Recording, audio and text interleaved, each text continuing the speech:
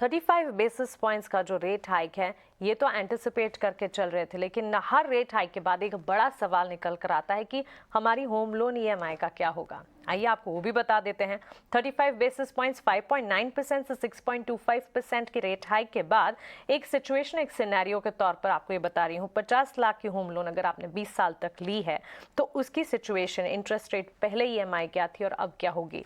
Old rate की अगर बात करें, ओल्ड रेट 8.55% थे और तब ईएमआई 43,550 की थी।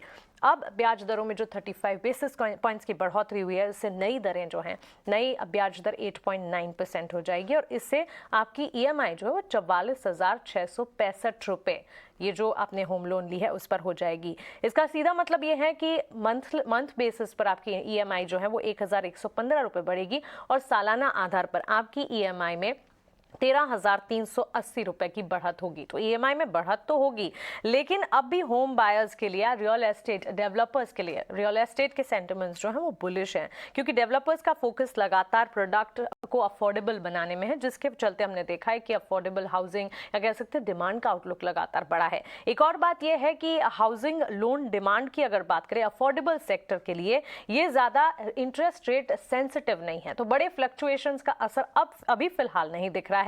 और सबसे बड़ी बात, 35 बेसिस पॉइंट्स इमीडिएटली कोई इंपैक्ट नहीं करेंगे होम फाइनेंस बिजनेस या रियल एस्टेट सेक्टर को। एक सिल्वर लाइनिंग की लगातार मैं आपसे बात करती हूं और इस बार भी कहूंगी कि हाउसिंग सेल्स जो हैं उसमें एक हाई इंपैक्ट तभी दिखेगा जब होम लोन इंटरेस्ट रेट 9.5% के मार्क को ब्रीच करेगा। अभी हम 8.9% पर है, तो डरने की इस वक्त अभी जरूरत नहीं है। टिल द टाइम हम 8.5 to 9% के मार्क में हैं।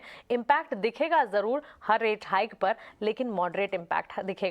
9.5 के बाद एक सिचुएशन कंसर्न वाली जरूर बनेगी। लेकिन चलिए